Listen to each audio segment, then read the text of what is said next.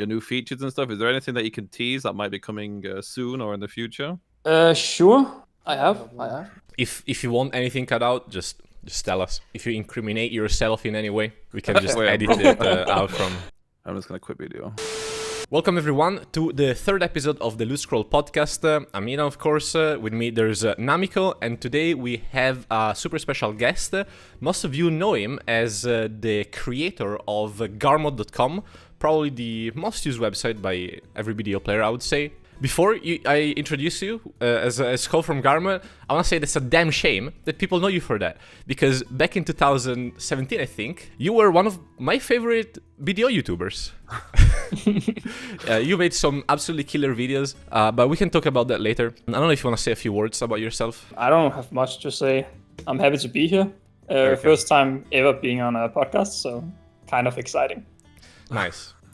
Nice. So yeah, there's not much publicly known about you, right? Like, I feel like you're still a content creator in a way, in a less maybe public and personal way. Let's start from the beginning, right? Because you are a long-time video player. Oh yeah, I started back when the game released in 2016, and I have pretty much been playing ever since. I started off by making YouTube videos. I think it was in 2017.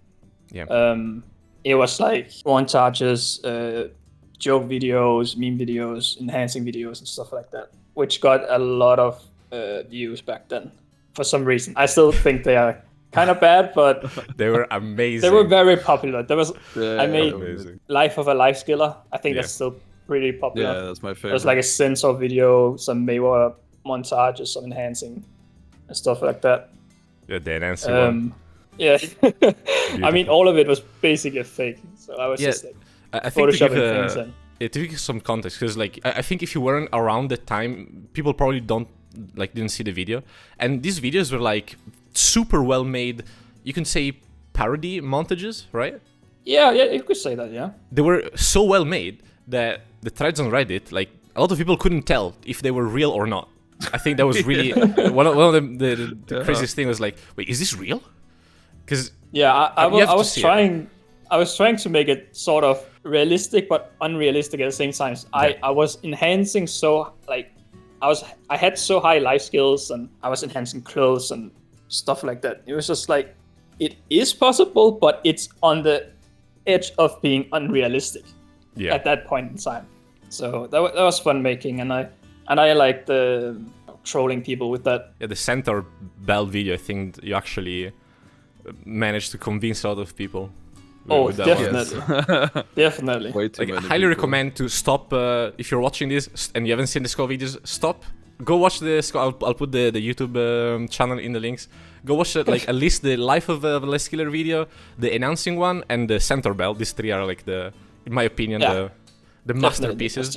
And then sure. come back, hilarious videos. Maybe they lose some magic now, because back then, like, those videos were crazy, right? But nowadays, if they see someone, like making crazy money with centaurs, well, actually, never mind. It's still relevant. It's still relevant. Okay, the centaur one was a bad example, but the dancing one, like. Back then, the things that you edited in those videos were absolutely crazy. It's like if I'm trying to think like of a modern day. It would be equivalent. almost like clicking like a pen depot on a 60 stack or something, right? Yeah. I mean, it was back then when we were making, I don't know, 20 million an hour or something. Yeah. I was making pins on a 60 stack or something, right? 3 in a row. And back then, like something simple as +4 gathering close was super rare. Super rare. Absolutely. Which it's not anymore. What was your like? Because you've been playing video for a long time. What was your like? Do you have like favorite moments or like first memories of things that you did in the game when you first loaded it? Like, do you make any like bad mistakes or do anything dumb or anything like that? I don't think I've ever made a mistake in my life. So okay, nice. Joking. You played Maywa. We can like you already. Okay. Already contradicting yourself.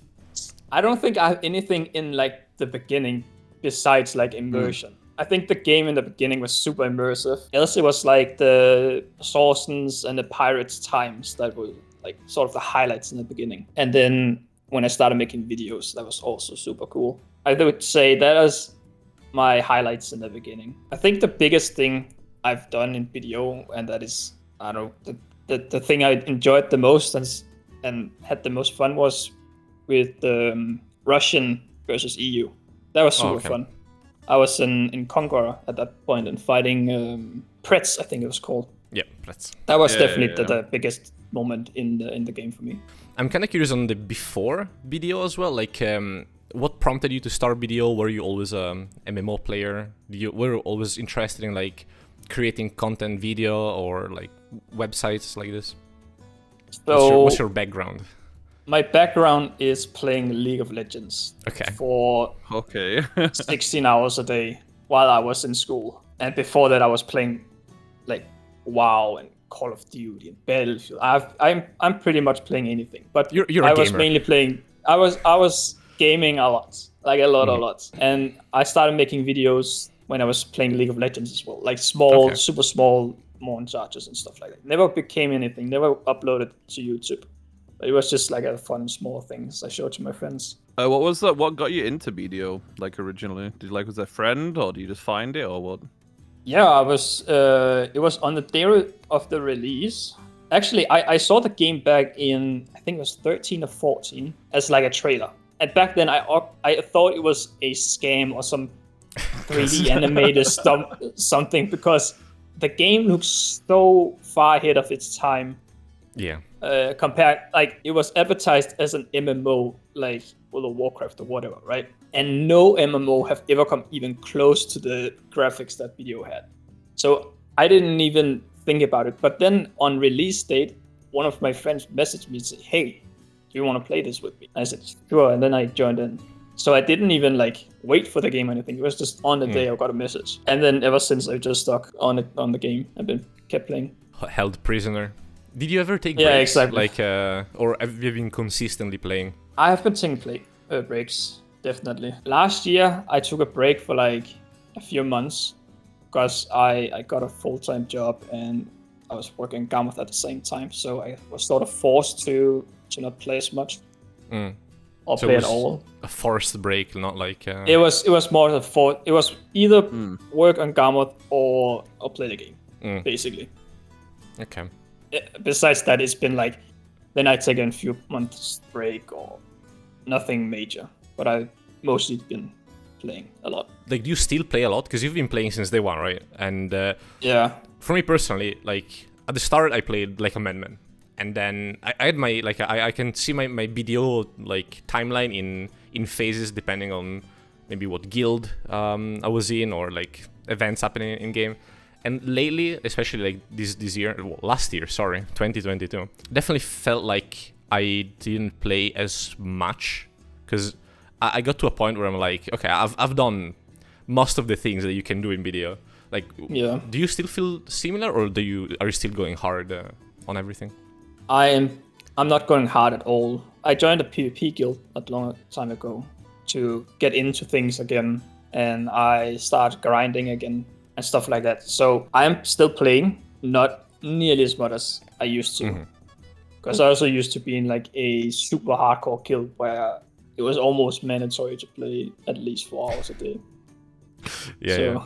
Like on top of being a content creator with the YouTube and with Garmoth, you've also like I would say it sounds cringe, but you're a high profile player as well. Because a few years ago, at least, as you said in the Devour days, right? Me and you were on the opposite sides of the of the EU beef. I was in War, you were in Devour, and we were competing very often in the game, Node War, and stuff. Oh yeah, so, we definitely saw you guys as a rival in Node Wars. So that was super fun times. It was really cool. Actually, it's I miss Node War so much. I don't know. I haven't tried the new Node War system yet. I actually want to talk about it later. That's probably the most fun I've ever had in BDO was meeting out with my friends at 8 p.m. and just doing Node War. It gave me a reason to play the game. I didn't want to grind. Because I didn't like. Sorry, it's not that I didn't want to grind. I didn't care about myself.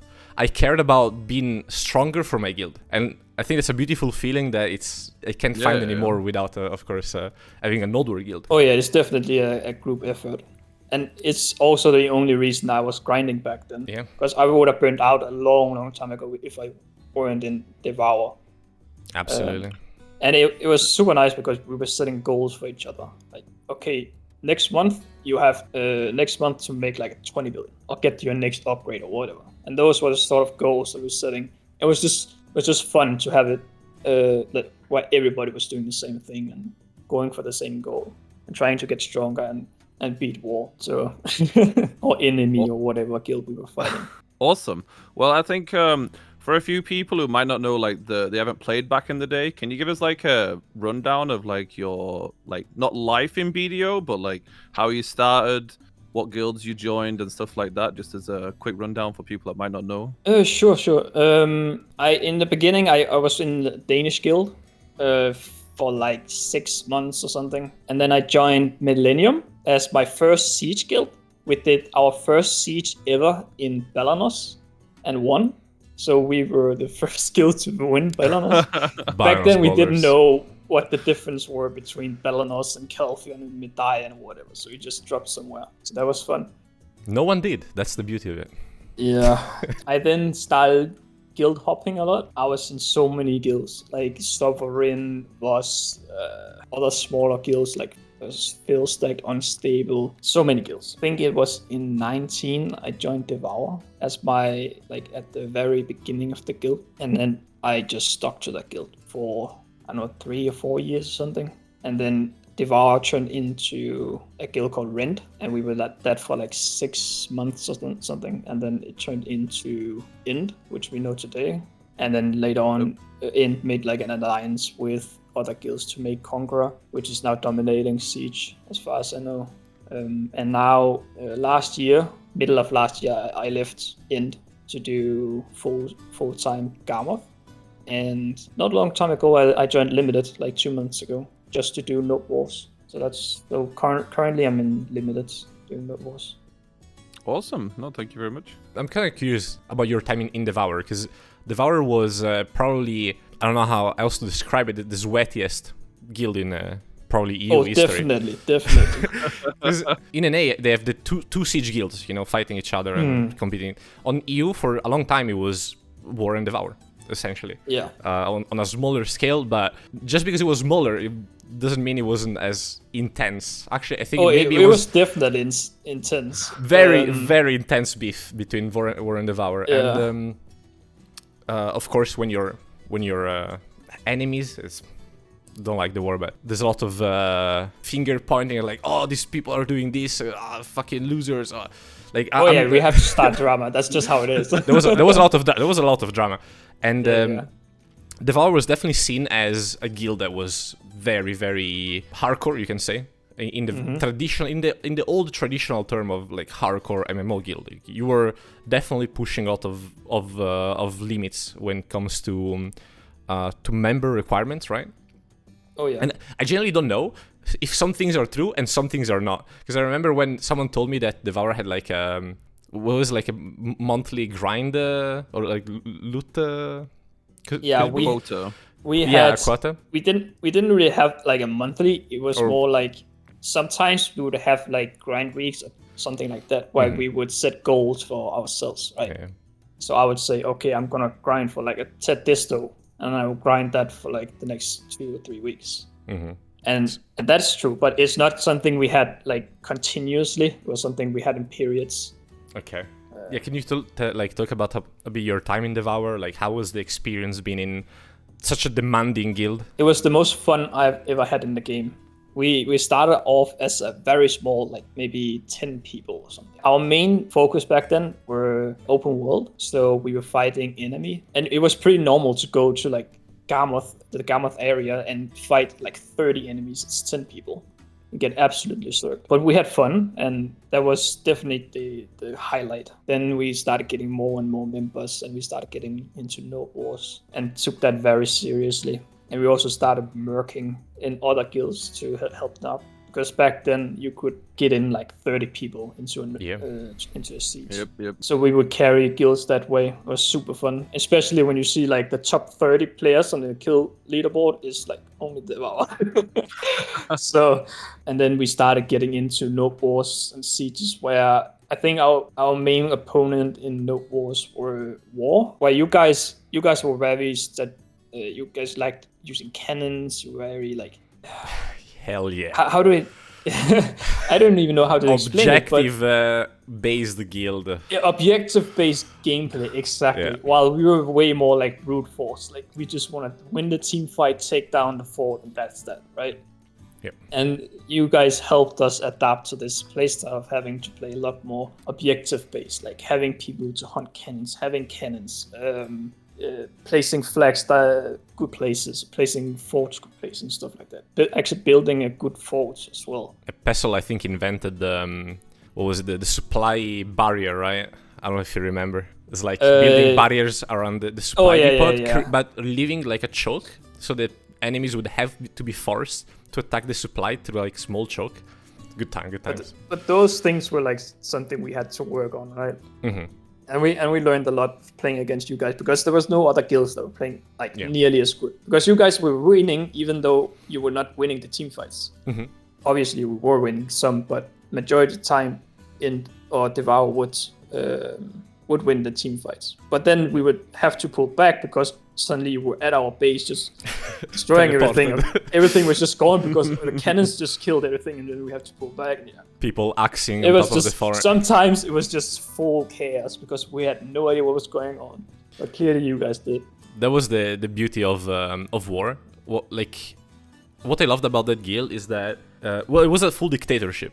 Pestle was the absolute dictator. Like whatever he said, like that was the holy word. And it never recruited people based on their like individual skill, which sounds strange for a guild that like was so successful in Nodor. He recruited in of course, like picking the classes that he wanted, just picking meta classes, which back then wasn't as obvious, because now of course you can tag. Back then rerolling was a serious commitment, and also the people that were just very good at following calls, listening calls, playing the objective, doing all these things in like a clear, how you say, like in a calm way. Because as you said, it was chaos, right?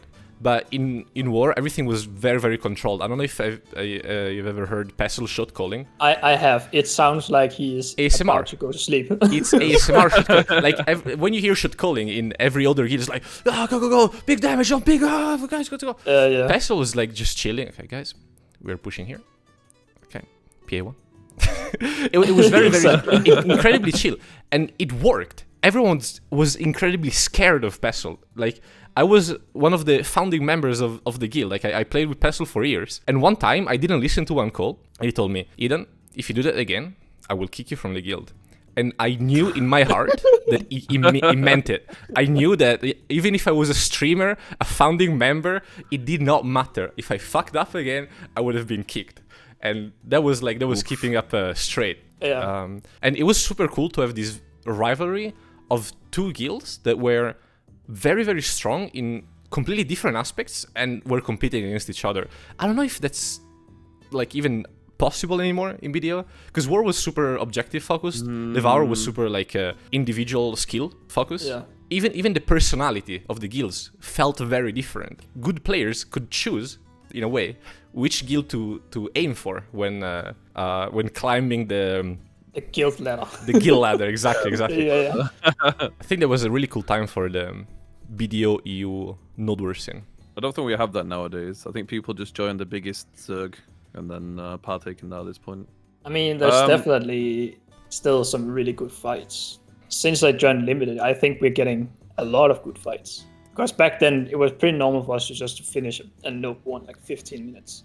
But playing in Limited is like, obviously the members is not as skilled, right? So normally we play for like an hour. And that's super great. I love it. What kind of Node Wars do you do now? We used to do Karma Self. I don't know what we're doing now. Okay. Since the changes, so I mean, so I would guess we would start doing tier 4. I don't think anyone wants to do caps. Are you looking forward to testing out the new Node Wars? Because it's completely like similar to the old system, but not exactly. Are you like looking forward to testing that? I don't think much is gonna be different. Okay. So sure, I look forward to it, but I don't expect anything to change besides maybe more guilds on each node, since everybody's gonna be cramped on the same few tier 4 nodes, right? if you want to play uncapped. Yeah, that's true. Namiko, do you want to like TLDR a bit the node war changes? So the main node war changes are pretty much that the system we had before, where each region was set to a certain tier, is no longer the case anymore. Each individual node has a set number and a set tier. Tier 1, 2, and 3 are now capped, with Tier 3 being half capped, which is resulting in some questionable classes. Like Awakening Corsair is kind of immortal on Tier 3 because of the percent scalings. Crazy. But pretty much what it allows you to do, you could fight in Camasylvia one day, and then fight in Balanos the next day, so you're not like kind of stuck on the same node, same area anymore, which is really nice. But with the Tier 3 cap, it kind of forces people to go to Tier 4 because Tier 4 is the only one that doesn't have the gear cap. So that's pretty much the TLDR breakdown. So a lot of the guilds now are trying to figure out, do we stay Tier 3? Do we go Tier 4? You know, what are we going to do? Is the cap's too bad, too good? Like, there's a lot of up and downs right now in the EU community. So we're not quite sure what direction we want to take because I don't know if you've seen the clip of the Tier 3 buildings when our alliance killed a fort in 9 seconds when we were hitting the fort. Okay. I was not aware of that. Around 9 seconds, yeah. It was the base was at like 70%, and then we start pushing into it. We hit it a little bit, and there's about 30 of us, I think, and we burned the base in like 9-10 seconds from like 60-70%. And then we had on the same node, we had Timeout, CTG, Malice, and Malice's base with both Flame Towers and Hawacha went to like 40% in like 10 seconds or 15 seconds or something. So you can burn bases literal like before you can even load screens sometimes. So it's a little scary right now, Tier 3. I'm not sure about Tier 4. I saw a few clips of Unpred vs Conquer yesterday, and on Champion Jason's stream, he was streaming it, and they were hitting their recubs and the cannon obs, and cannon obs and recubs disappeared in like 4 or 5 seconds. So did they a little mess scary. Did they mess up the scaling? Like, why do they go down so fast? I think sounds like it. I think when they reverted the node war system back to the old one, I think that they might have also reverted the structure health as well. Oh yeah. They also always fuck something up. It's still AP capped, right? Like the Tier 3 at least. It's like 500 something AP. Yeah, Tier 3 is a AP cap, but you can like you can take an entire base in like seconds. It's crazy the damage that you can do on buildings. Okay, like, maybe it was just our node war. We were on Elder Bridge, which is a 55-man cap. We were doing a 3v3, and whenever you push someone's base, you could like just destroy it in minutes, and there'd be like no like way they could really stop you. Like if they left, like the reason we burnt the base so fast was because the guild just left to help Orca. I think it was Divide. So they just took their Zerg to help Orca because they were close. The second they left their base, we walked in and they couldn't even get to Orca's base properly until their base was dead. Like they just had no reaction, no nothing. They were just gone. So it's a little scary. So I think there might be Diplo about like no offensive CTG.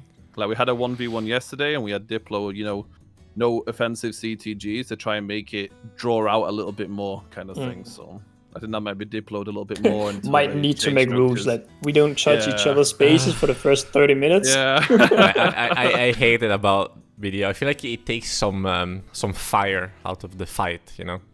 Yeah, when you have to make like rules like that.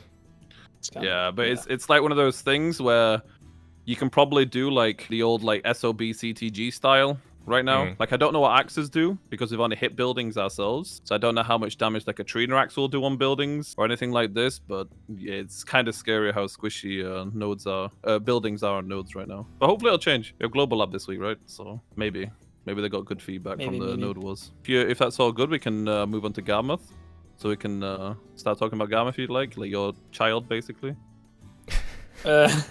Sure. Baby. Yeah, your baby. I mean, it's crazy. Like the amount of impact Garmoth's had, not even just on like EU or NA, but on a global scale.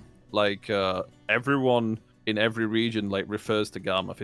It's kind of crazy. Like the impact you've made with this like site. Absolutely crazy. Have you speaking of that? Have you encountered like people from different regions coming to you, like and speaking to you and stuff like about Garmoth or?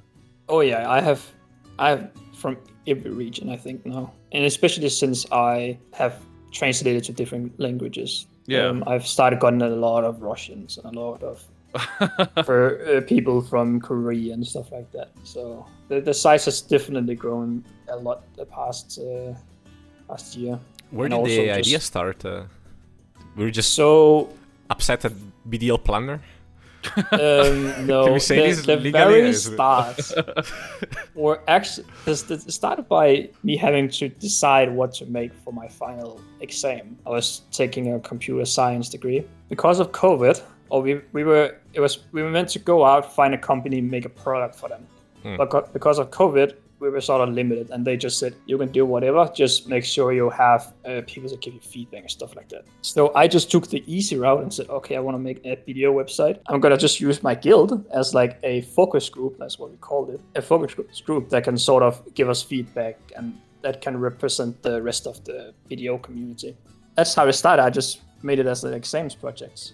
And it turned out pretty well, and people really liked it. So I continued working on it. I actually got a full-time job after my computer science degree. So I was working on Garmoth. I was working full-time, and I was doing a bit of Node Wars and stuff like that, which I had to drop quickly afterwards because I was not able to manage that many different things at the same time. And then I think it was in April 2020, I released it to the public. I didn't do any big announcement, I just released it. So like friends could join and stuff like that. And then about 1 or 2 weeks afterwards, I think it was 1 or 2 weeks afterwards, you Heathen, you showed it on your stream. I remember this very, very clearly because before that I was getting maybe 2 to 5 new users a day, right? And then I was at my mom's place and my phone just blew up because I had notifications set. So every time someone created an account on Garmoth, it would give me a notification. And I found out, I went on Twitch and saw, oh shit, Heathen is streaming like my website, basically making like a small tutorial about it. And I think I got almost like 1,000 new users that day. Yeah.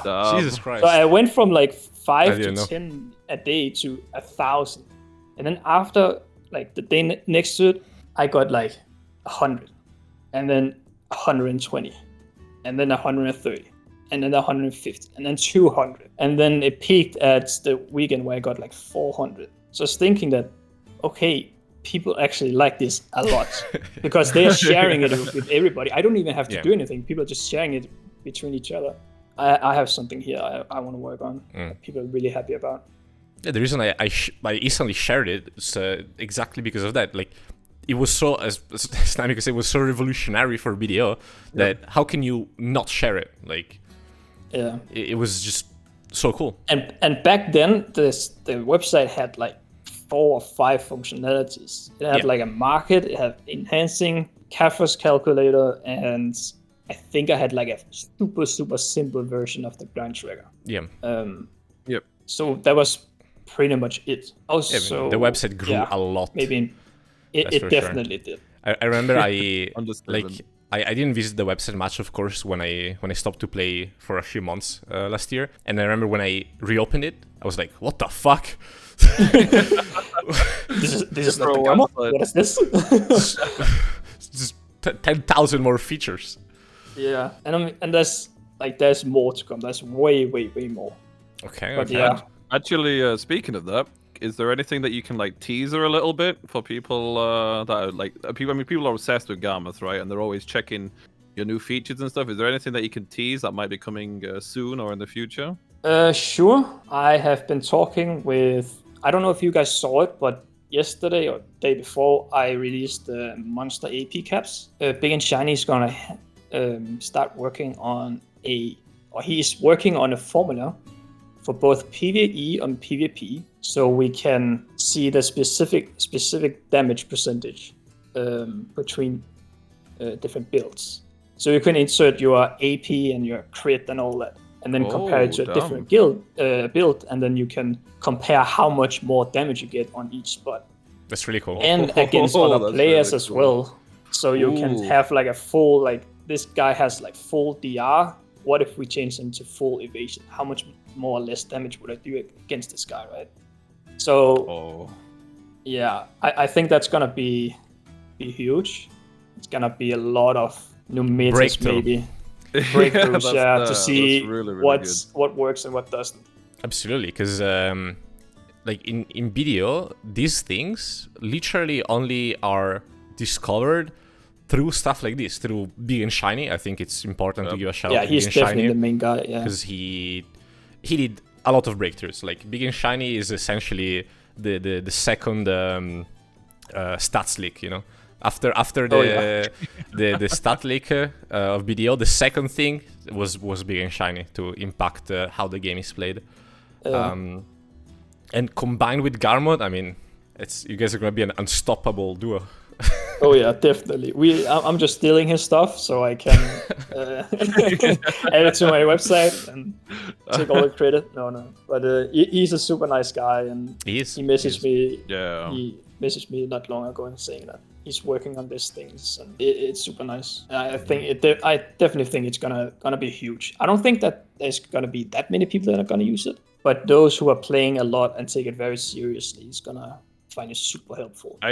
I think it'll be like genuinely like hundreds and hundreds of people, because the thing with Garmoth is I mean, I know you added like the artifacts and the crystals and all these kind of things, like, you know, as they come out you add them onto the website like really quickly as well, and it's like usually the information's there, and the amount of people that I've seen, like streamers, players, like just general, like people in Discord sharing their screen going through different presets and stuff, like it's absolutely crazy, like how much like I know a few friends of mine spend like hours every day sitting on Garmoth, working new builds out. Yeah, like, maybe this like works, that. maybe that works. Like they're completely obsessed with it. So I think something like this would be like completely insane for a lot of players. Like they'll be really, really, really excited about that for sure. Definitely. I don't think few people will use it because, of course, maybe you're thinking about the PvP players, right? But the PvP players, sure, they will try to min-max their stats. There's so many PvE players in video, right? That will they want to probably know how to min-max their DPS in PvP. I mean, in PvE, this essentially the only thing you do in PvE. It's progressing your damage, right? So I think it's going to be wildly used, especially for PvE. I mean, the AP caps you just added recently got people to rethink, oh, I have this AP, that makes sense why, you know, I got this amount of AP, I'm popping a courage, and I'm not really feeling damage increase.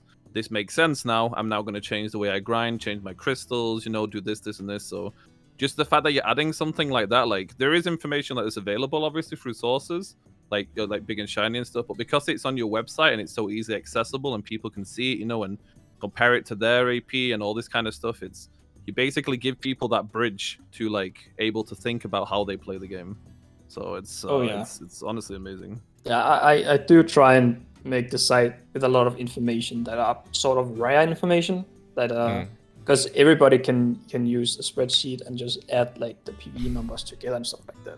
But having like a full build you can just build and then see the numbers is just so much more convenient, and people understand it easier because you just have to build your own character, and that's that. Yep, exactly. Yeah, I can guarantee you as a certified dumbfuck, like the evasion, the hit rate calculator for PvP was a godsend for me. Oh yeah, sure, same here. How depressed am I? Let's see. Sork versus Mystic. 50% hit rate, okay. Okay, I'm just gonna ignore the class, right? Do you think the damage calculator will be also usable for Solare? Because the Solare stats are a bit fucky, right? Because they are halved, aren't they? I think they are halved. Yeah, there's something about they're weird. Some of the, it's super weird. Like I think the gear and the weapons and crystals are halved. I don't know about the crystals, but some of it was halved, or was it the character base stats or something that were halved? I don't know. Something is off.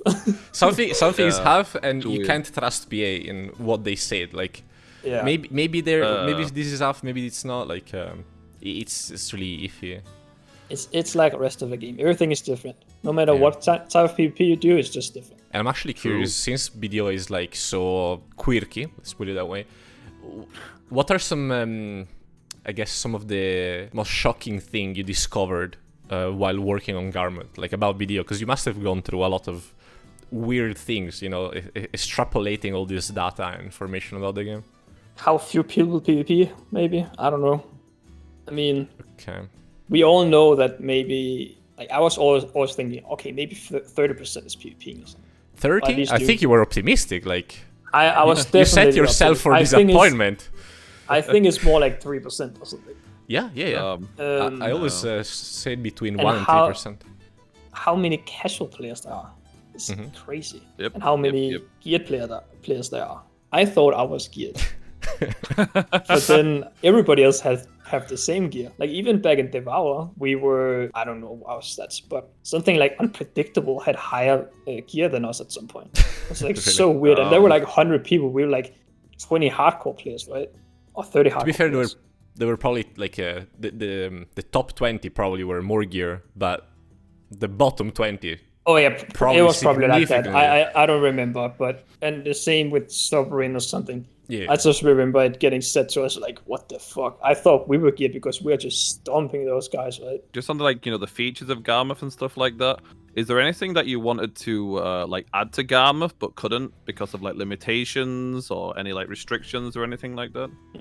My main limitations right now is time. Okay. I do not have enough time to build all the things I want to build. That's like the thing I'm struggling with the most. I can work like 12, 14 hours a day without a problem. Obviously, it's like it's not full focus, right? But I can definitely work that much. I have a to-do list with 111 different things on it. Oh my god, okay. 111. 111, and it just keeps growing. And it's like, it's new features, it's like additions to things, it's ideas and stuff like that. To be fair, it's PA's fault because they keep adding stuff, right? Like, Yeah, well, like they add a new crystal system. Now I have Did you add the next 2 crystals, weeks building on it. did you add the new Solari gear? Because I remember last week maybe, like I tried to make my Solari build and the armor wasn't there, so I was like, yeah. I'll Oh do it yeah, next week. I added that yesterday. Okay, perfect. Thank you. Nice. Yeah, I mean, are you working alone on Garmoth, or do you have people helping you out? I'm alone on it. I've been alone on all the time. I have people that are coming with like feedback or bug reports and stuff like that. That's like in the community, right? Which is super helpful. And thank you to everybody that does that. And also people that are coming with suggestions, because sometimes I just get in like a locked mind. I don't know how to explain it, but I just tunnel vision, exactly. Yeah. And then people are coming, hey, maybe you should do this instead. I'm like, I should definitely do it that way instead, because that is so much better. Have you ever thought about getting anyone else involved in it to help you out a little bit or anything like that? Or I have, but the issue is finding a person that are as committed as myself, and I don't think that's gonna happen, because obviously I've had people that are coming to me saying, hey, I just finished my degree in XX and I would like to help out. Yeah. And then I asked them, what do you work with? Like, what program languages do you work with? And then it's just something completely different. And I would love to have help, but I don't want to sort of have someone who have never worked with the same type of technologies as I am. And I'm also scared of having someone come in and destroying something. I mean, this is as Namiko said earlier, this is your baby, right? This is my baby. This has been my main life force for the last 2 years, right? I'm sure it gets very personal as well. Like you don't want someone else to as I said, to fuck it up. Like you want things to be perfect, and by doing that, it also means that you are essentially not forced, but you want to do everything by yourself, which is I think it's understandable. Do you think it's going well for you? Like, are you not burning out? Oh, definitely not. It's actually quite weird because I've never been able to be this focused on one thing for so long. Besides maybe gaming, I'm still like I still work like 8 hours minimum a day, 7 days a week. So, and it's like I burn out of literally everything else besides this. Even like I've been playing with Photoshop, I've been playing with video editing, all kind of different creative things, right? And all of them I've been burned out of pretty quickly. But this apparently just sticks with me, and I can just work on it like non-stop. The thing about Garmoth is that on top of having some unique features, like for example, One thing that I said when I saw Garmoth, and I knew that it was gonna change the way people we're gonna look at builds, because if someone says 700 gear score, to me it means nothing. I think silver value, which Garmoth gives, is the best way to like assess a gear score. Oh yeah. And that for me completely changed the way I look at gear score. I don't care if someone says like, what's your gear score? 720. I don't give a shit. Like, what's your gear score value? What's the silver? What's the hard cash? But the one thing that Garmoth does well or better is just every feature that is inside Garmoth is just done better, and it's super clean. Like, I don't know if what was your previous knowledge with like graphic design, and I don't know what's the technical term for like it's user interface, right? Like UI. Yeah, it's super clean on Garmoth. Like, everything looks perfect, because there were other websites that were just not good. they were like messy. They did something similar, or maybe one feature was similar, but it was just not done well at all. And it's fair. I mean, it's no one's fault, because PA leaves to the players all these things. You know, they don't provide much themselves. I don't want to blame people for making bad websites about video. How dare they give me these bad websites?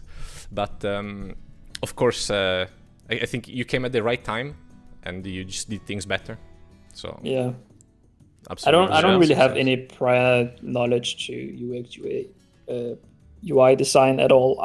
I did video editing, I did a bit of Photoshop and stuff like that, and that's basically the knowledge I have. Obviously, it's been a learning experience for me as well, because I've never really worked with it before, but it all came sort of natural. But there's a lot of things that I've reworked like 100 times, and kept making better and better. Awesome. So, yeah. One question I got asked, I don't know if you can say anything about it in any way, shape, or form, but have you ever been contacted by Pearl Abyss, or any messages or anything like that about the website in any way, shape, or form? I have not. I really initially contacted them back in the day and asked, hey, is all of this okay? And they said yes, but I cannot officially say this is okay, because it is like, no matter what you do about the game, it's gonna be TOS. I think even accepting any type of money from the game, like taking subs on Twitch or whatever, is against it, because you're using sort of their assets and stuff like that. So I'm pretty sure they can just come to me and say, hey, we don't like what you're doing. Cease and desist. Close it. Yeah, close it. And then I'm just like, okay, I'm gonna close it. Or I think maybe rebuild it so it's in line with their TOS or in line with their mindset. Yeah. I think one thing, like, just people I speak to, one thing they expected, like, at one point was Pearl Abyss to maybe like try and pick up on Garmoth or get you to work alongside them, because it's like that impactful on the players that it's better than like pretty much their own forums and their own piece of information they have available, right? Like, it's really well made. So that's the reason why people expected, like, at least PA to reach out a little bit and be like, yo, Gamma's pretty interesting, maybe we can work alongside each other, kind of thing, so yeah. I wish something like that would happen, so I could get new features made before they happen, or have them ready at least. That would be super cool. I highly doubt that's ever gonna happen. I don't think it's ever gonna happen, because of how Korean companies work. Like, they want to keep everything under control.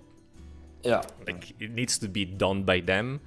Like, if they ever take over Garmoth, they're gonna replace you. They're gonna kill you and put you in the they would probably have.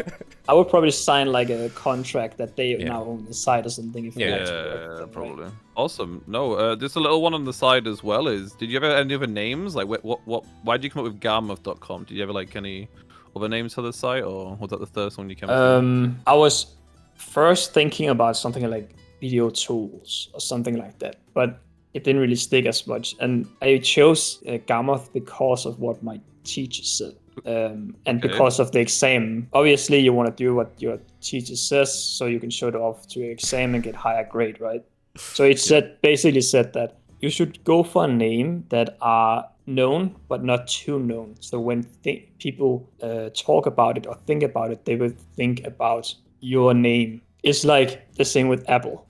When I hear Apple, I don't think about the fruit. I always think about the company, right? Yep. So you want that type of thing where when people mention it, Garmoth is mentioned quite a lot in the BDO community, right? You want them to be able to think both of the boss and the website, right? Yeah. So it's sort of constantly on your mind. That is what I was told. If it's true or not, I don't know. But I just chose a name that is often said because of that, and also to get a higher grade. So that was not more to it than that. I think it also helps with having a little mascot. Oh yeah, like the small emote. Yeah. Because if you were called like gearcalculator.com, you know, like that definitely doesn't rig as well. And having a calculator as icon, I don't know.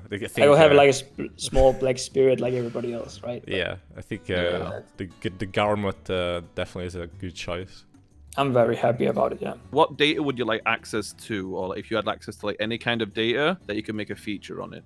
So like if Pearl Abyss basically had like open doors, what would you love to create a feature on, kind of thing, for Garmoth? I would definitely work on the grind tracker, because I don't know if you guys remember, but like 2 or 3 years ago they made a grind summary on Global Labs. Yep. But they never released it. I would love to have something that could just export from game and then just put it directly into Garmoth. Oh, so you didn't have to fill out each individual thing. Exactly. So it would just be like, okay, upload to Garmoth and then just does that, right? That would probably be the main thing. And it would be the same with something like gear. So you could just export your gear and import it into Garmoth somehow. That would be super helpful as well. Just from a player, not from like a Garmoth creator, it's like from your own player point of view. What changes would you want to see in the game going forward, basically? I want Mayor to get buffed. I want iframes on every dash. Okay. I want to grab. Oh, I'm kidding. Easy though. Obviously, I want the main thing as everybody else, more balance. I would love to have the game to be more similar in the different PvP types. We have in the RBF, we have the DR. In Node Wars, we have like our passives that are given like 25 DR, melee DR or something.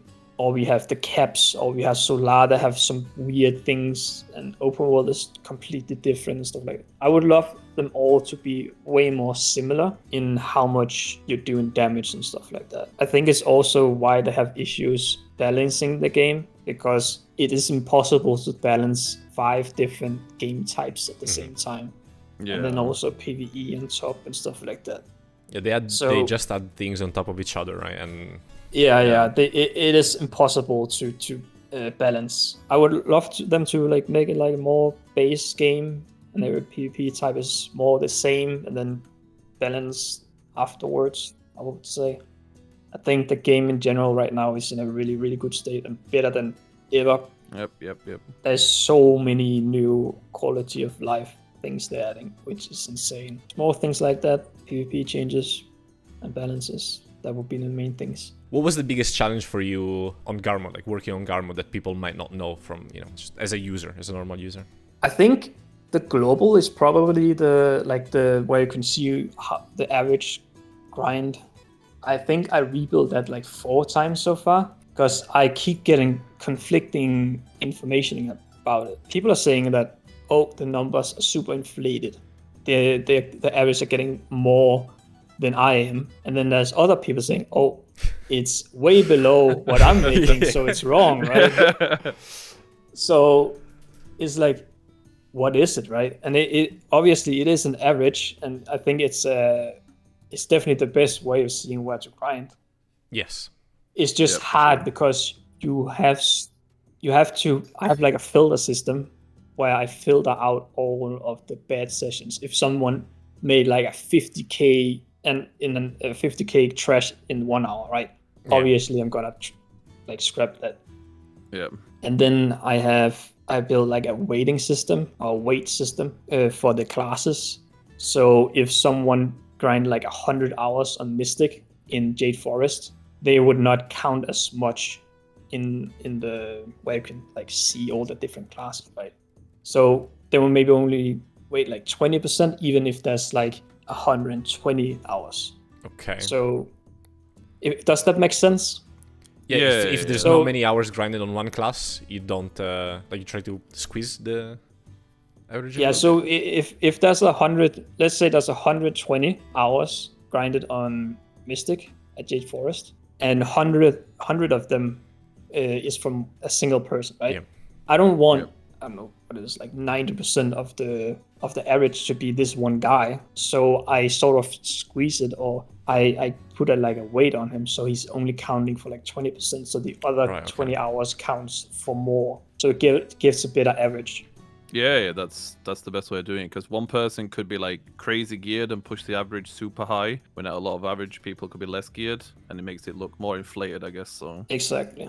Yeah, that makes complete sense. And then like having people come in and say, "Hey, I'm making 3.6k at trolls, but it says 1.9k. That's not true. It cannot be true." And it's like, yeah, but the average user doesn't make 3.6k. That's like, it's like abnormal. I respect when it all started, right? Yeah. So 'cause you have good and bad players, right? Low gear. Yeah. So. And the most, I would say, I don't want to call them bad players, but the most is like average and below, right? Yeah. Mm-hmm. And then we have those extremists. That's what average means, like, by the way. Okay, we have a lot of average players. Let's just say that. And average players for me, as a player that I've playing for a long time, is worse than I am. So it makes sense that I can just add like 20% to each grind spot. But yeah, the global grind tracker thingy is definitely the hardest to work on, because there is so many people that have different opinions about it. I wonder if PA uses Garmoth to balance. I am 100% sure that they are not using Garmoth. Okay. I'm not even sure if they know the site exists. No, they know. But yeah, with the one thing about the global as well, I also made it so people can actually go on each class, and then they can go look at all of these different sessions. You can see the specific gear they have, if they insert it, of course. So that you can see crystals, you can see artifacts, you can see what type of gear they have.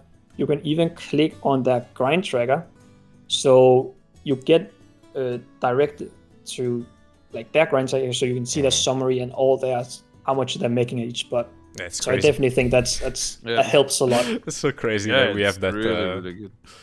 If you told me like a few years ago that something like this, could exist in video, I would just laughed.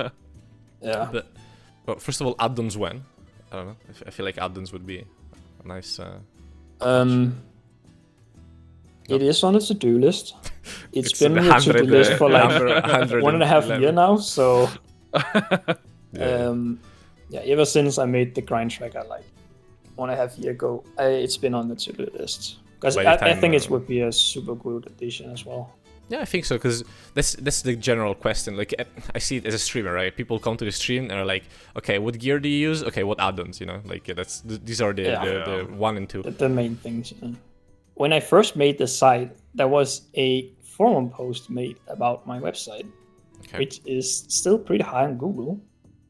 Okay. And the few first comments is, this website steals your information and stuff like that.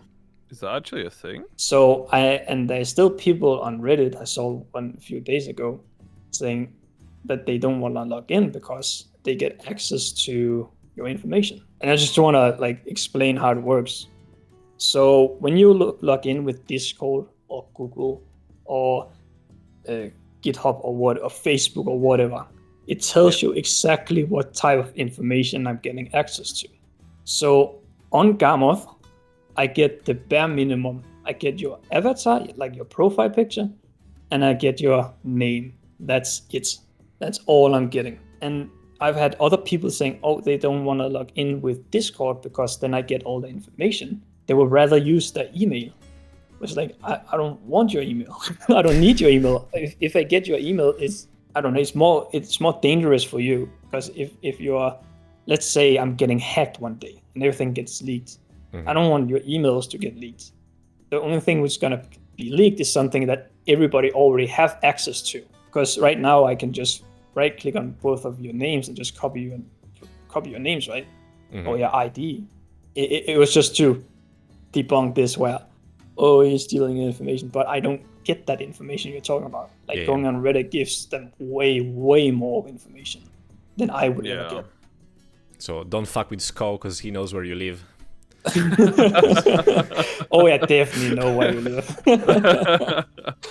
But yeah, No, it's a shame that people are doing that, but it's nice to see. I mean obviously, it's the fine. probably I just don't a mind small, it. People are just It's probably looking just out for worried, themselves. honestly. Yeah.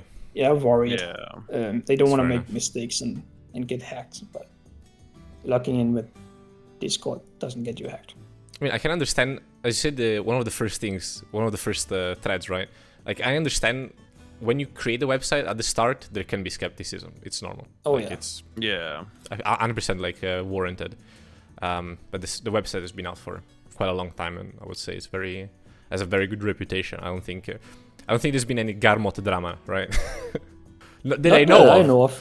No, no. not so far at least. But they will come someday. I will get like huge drama that this guy is. I don't even know what it would be, because I try and stay as neutral as possible. I don't go into drama. I don't participate in drama or anything. Yeah, of course. So I'm just like the guy in the back making my website. It's important that's all about it.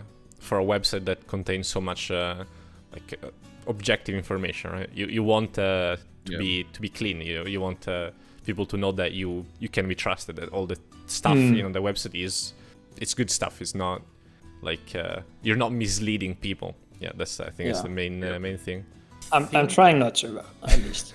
You have the best intentions. Yeah, obviously putting like something like the monster AP caps on the website is still like risky, because it might not be how it works. Like, we might all be mistaken because we don't have the actual data, right? Yeah. But it's To like be a fair, good indication of how so much of the game, so much of like the collective game knowledge is like, yeah, it probably works this way. We don't know for sure. We kind of think it works. We have a good feeling about it. Exactly. Like 15%. Basically. Like the hit rate, right? The hit rate is isn't that also from Big and Shiny? That is from Big and Shiny too. It's a lot of things that are like, oh, I really hope this dude from America is good at math, because otherwise. Yeah, because if he is all trolling us and just giving us wrong information, like it would be the biggest troll ever.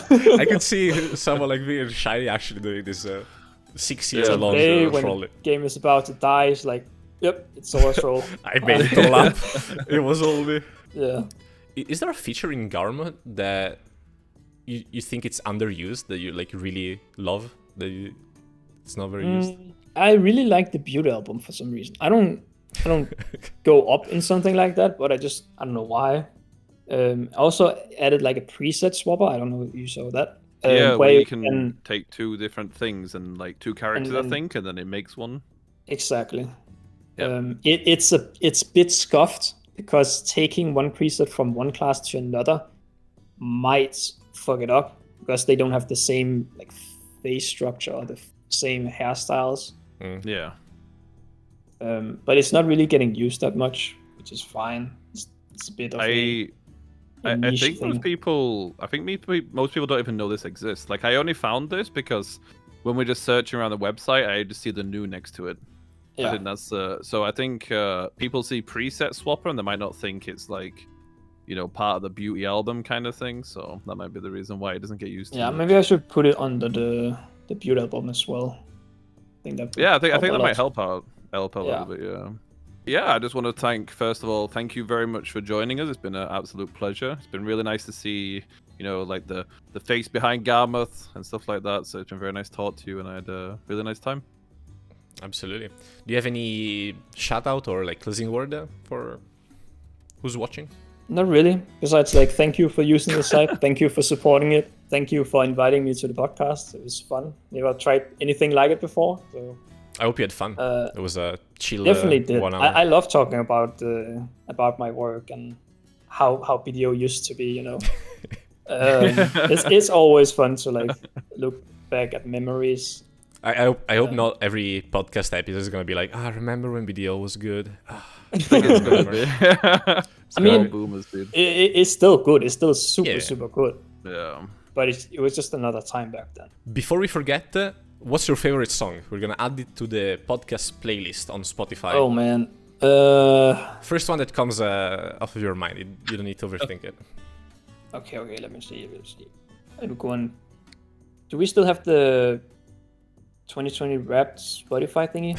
Should be 2020. Yeah, wait, 2020. Oh, 2022. Sorry. Okay. But I think, Namiko, we should also add the hours so that we have 5 songs at least. I've listened a lot to Bad Decisions by Bad Omens. All right. Okay. Thank Good you. song. We'll add it to the playlist. And yeah, as Namiko said, it has been an absolute pleasure. Of course, all the links for Garmoth and for Skou are gonna be in the description. Please do. I mean, I don't even. The website is so good. I don't even need to sell it, but you know, check it out if you haven't already. Consider supporting his work. And thank you for watching until the end. This has been another episode of the Loot Scroll podcast, and see you again next week. Bye bye. Take care. Bye bye.